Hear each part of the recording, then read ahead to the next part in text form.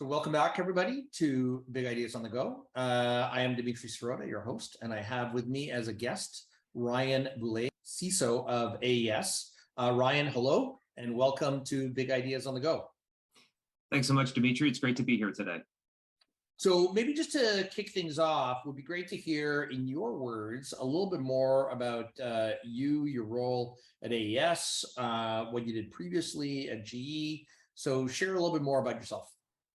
Sure. Currently the CISO at AES, we're a Fortune 300 renewable energy company, making lots of great, headways and innovations, and adding a lot of solar, wind, and hydro into the grid, both in the U.S. and globally.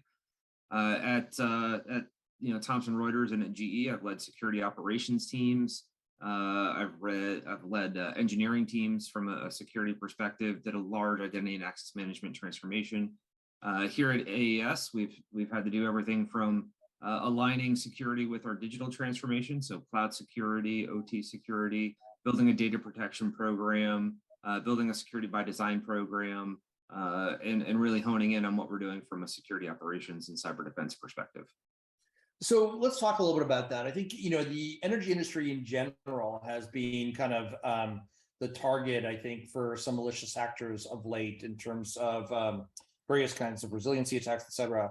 So maybe talk a little bit about, how you see the evolution of kind of the security industry. You touched on a few things like cloud, data protection. Maybe kind of elaborate a little bit about what are the big trends and maybe, what's affecting your industry and maybe how that's going to spread to other industries.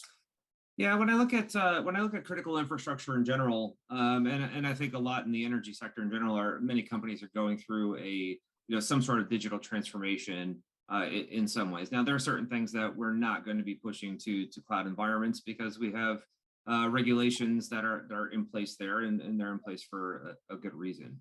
But for other areas where you can move, and when you look at trends in energy in general, I think the relationship that I'll say end consumers or customers are going to have with their traditional power companies is probably going to change over their next couple of years. As we move to things like smart grid, to energy management, as people look to buy more, electric vehicles and, EVs, et cetera, how we kind of consume power and manage that is probably going to look very different than what we do today. A great example is, if you want to charge your EV, you're probably going to enter into some sort of arrangement with your power company your utility, in order to kind of get off-peak charging to help keep the rates down for what it's going to cost to do so. That's a very different relationship than kind of the traditional transactional one, where you're just kind of like paying your bill every month and you're kind of surprised by it. So I think that type of change, that type of disruption, transformation is coming to the energy sector, particularly in the United States. Well, I did not know that tip on talking to my utility, which is Florida Power, because I am buying my first EV, and maybe I'll take you up on that and chat with them about getting off-peak power. So as it pertains to cyber, you gave some examples around smart meters, things that are kind of pushed out to the consumer or the commercial office building. What does it mean for cyber? Like, who do you need to be fearful of? How do you increase resiliency? What are the kind of attacks you need to be concerned about? And what are you thinking about in terms of defending against them? Yeah, I think I'd say it's probably largely the usual suspects, right? I mean, I think we have nation state actors who are looking to disrupt critical infrastructure at certain times, especially given certain geopolitical situations. There's definitely a cybercrime element, whether it is, they're looking to monetize, things that they can get from a company, from a ransomware perspective, or just individual accounts, and what advantages they could take by selling those accounts online. So I don't know that it's necessarily unique to the energy sector. I think how we deal with it, or whether that's collectively or as individual companies is really important. But I don't know that the threats are necessarily any different. Yeah, the one thing I'll say, and just kind of following, and I'm a Dimitri not from the bad guys, from the Ukrainian side, not the other side, but just watching what's happening geopolitically around the world right now, where some of this infrastructure is being targeted deliberately. I think it's really eye-opening, and shows you both the vulnerability and the strategic importance. So you have a wide kind of grasp. You've been at a variety of companies, including a good Canadian company, Thomson Reuters.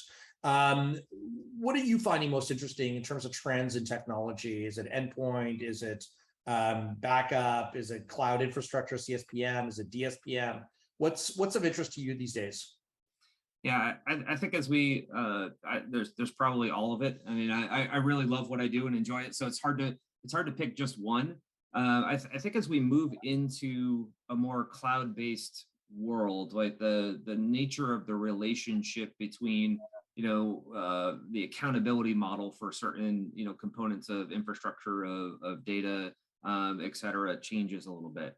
And so when I look at that, it really comes down to identity and access management being an area that you have to pay really close attention to, and also the data components of what your employees are doing, with certain cloud applications or specific environments. And so many times those touch points are not well known ahead of time, and aren't necessarily talked about when you're negotiating with a particular vendor, particularly if it's a SaaS environment. And so having to get an understanding of kind of what your employees are doing with what applications and what data, make sure that they're aware of kind of the their roles and responsibilities and potential implications and risks associated with it.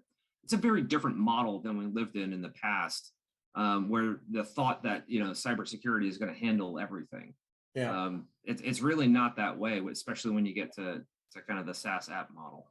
Yeah, especially the kind of shared responsibility model. Out of curiosity, you've talked about cloud a few times, and obviously it's the direction for most companies to be able to kind of leverage the cost advantages of not having to kind of provide their own kind of space and power, so to speak.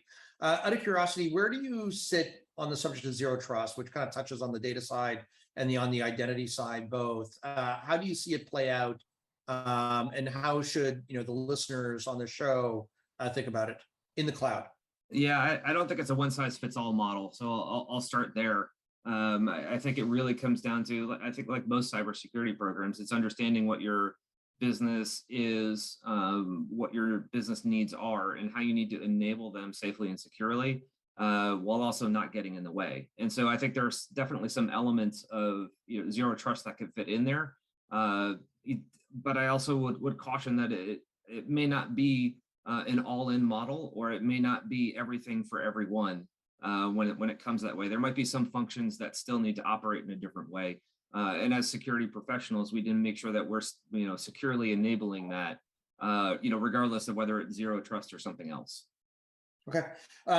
So maybe just to kind of round things out, and then kind of as a final question to you. So BigID focuses on data security and some of the emerging trends around DSPM. I'm curious, what do you see the evolution of data security in the cloud? Where does it go from here? Yeah, there's certainly a privacy element that I think still needs to be worked out from a perspective. When I look at technology and I look at different country regulations across the board, they're going in different directions, right? Countries are locking down kind of the things that you can or cannot do with data, to include potentially not allowing it to leave the physical geographical borders of particular nations. And you have technology that, in order to take advantage of the efficiencies that are there and the possibilities from a capitalization or market perspective, are really opening up, like, globally, and trying to figure out how those two things kind of come together is certainly a challenge. And that's an area that we're going to have to continue to navigate, in partnership with our legal teams, our finance teams, our business teams, to understand, what we can and cannot do with data, and what's the right thing for the consumer, regardless of what we can or cannot do. Yeah, and if I could just kind of echo that point, I was at a conference last week, and one of the big trends that they kind of spoke to is that convergence of the shift to the cloud, or the acceleration to the cloud, which obviously has been a decade long, but now it's really kind of becoming primary. And then secondly, the regulatory frameworks. So there's just a ton of mines, whether national, state, supranational, privacy, other kinds of regulations that companies need to contend with on the data side. So totally in agreement. So Ryan, thank you again for joining us. I think this has been great. Really appreciate it. And to our audience, I'd like to again remind you to please leave comments wherever you download and listen to podcasts. And with that, Ryan, thank you. Thanks again. Have a wonderful day.